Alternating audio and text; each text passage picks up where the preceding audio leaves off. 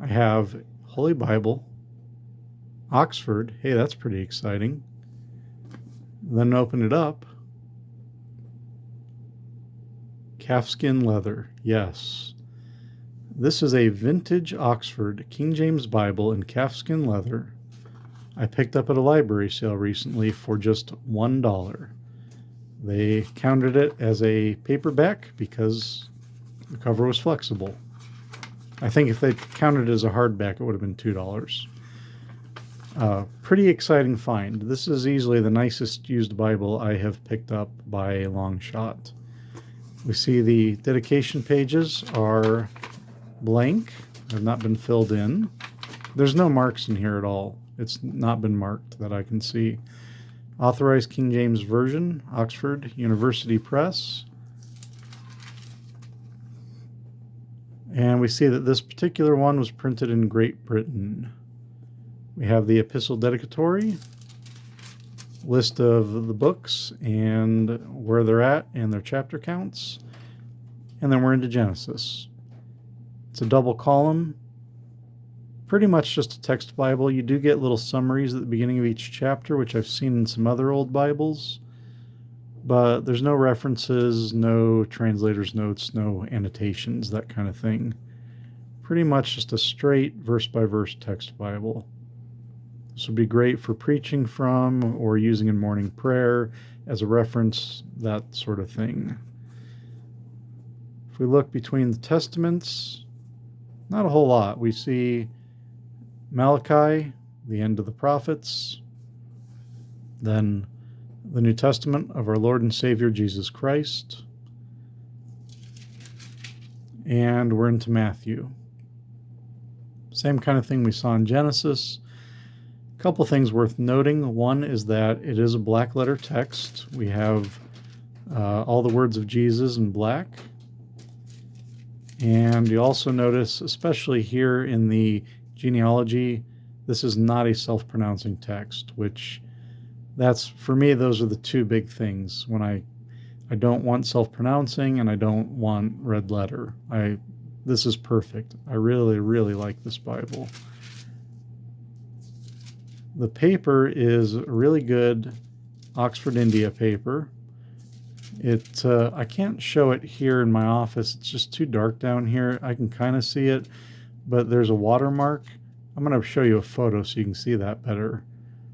But yeah, there's a watermark that I happened to notice when I was reading this upstairs earlier, and the sunlight was coming through. Not much sunlight makes it down to my basement office.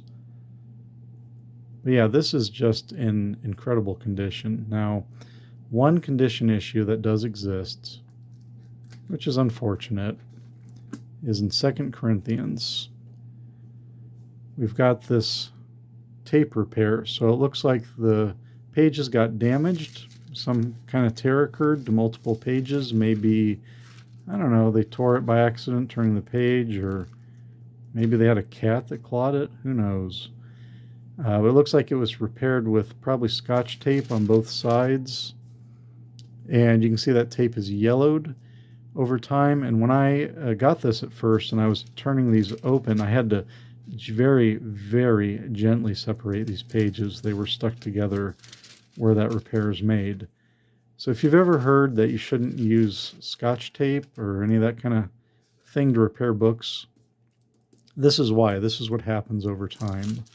What you want to use is a proper document repair tape. Here's an example. I have a little bit of this on hand for repairing books. Document repair tape, you can see it says pH neutral. I think it mentions it's acid free. Yeah. That's the kind of thing you want to use. So that's unfortunate, but it's not too bad. It's just here in 2 Corinthians. You can see it did kind of bleed over to, you can even see that coming through on this side. This is in 1 Corinthians. O death, where is thy sting? O grave, where is thy victory? That's why I enjoy reading the King James Version from time to time. That is just beautiful. But yeah, other than that, it is in really excellent shape.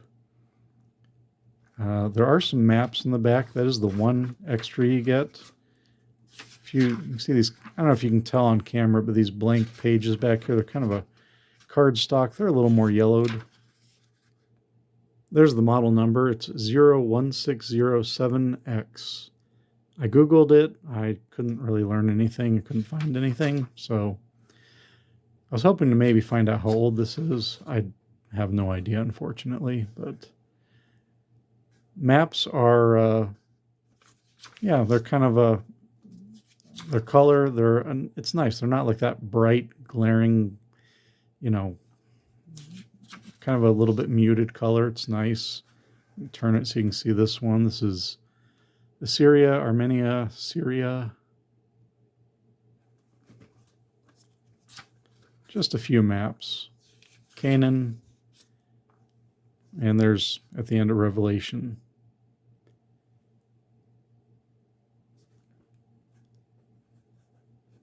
Notes here, Oxford binding. Not sure exactly what that refers to. Maybe the way it's bound and the pages are sewn together, something like that. I'm not certain. I forgot to mention this bookmark, which I used to turn to the New Testament. This is, as far as I can tell, the original bookmark. It's a little kind of crinkled up from use, but it's all there. It's good length. You can see some damage to the edges here. This Bible definitely got used. The gilding especially on the edge here, is very worn from being thumbed through.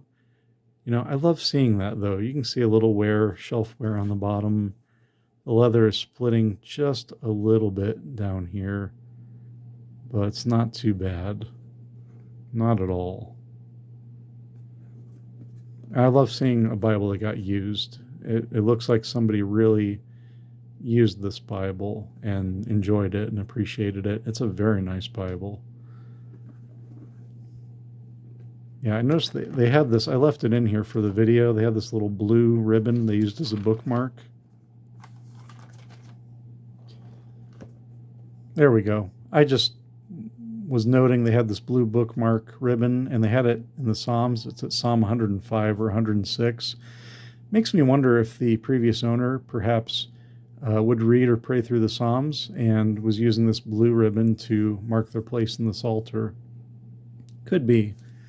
But it was just a little detail I wanted to share before I removed that. But I think that's about everything I had to say about this. Obviously, I was very excited to find this. It is a beautiful Bible. The calfskin leather cover is very nice. I feel like it's got a nice flexibility. It's not real floppy, but it's got some give. It just feels like a really nice Bible. I didn't think about the dimensions, but it's maybe about an inch thick, and I think the size, it looks like it's probably about 6x9, the text block at least. Yeah, I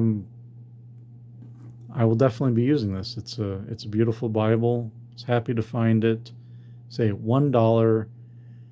A while back, quick segue before I go, but a while back I saw someone who's really into used Bibles, vintage Bibles, that kind of thing, talking about, well, they always get theirs off eBay and things like that. They just find it doesn't really pay to go to thrift stores and used book sales and that kind of thing.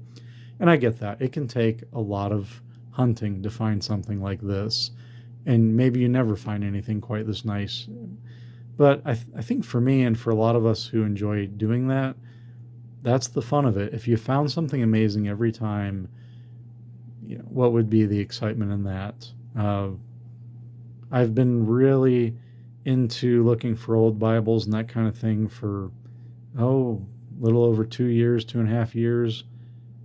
This is the nicest Bible I've found. It's taken all this time for me to find something like this. So, that's the joy of thrifting. That's the joy of used bookstores, I think, and library sales and that kind of thing. But anyways, I hope you enjoyed seeing this. If you did, please give it a like. If you have anything you'd like to share, I invite you to do so in the comments below. Welcome to subscribe if you haven't already. If you'd like to see more of my videos on old Bibles and other related topics. I thank you for watching. God bless, and we'll see you for the next one, friends.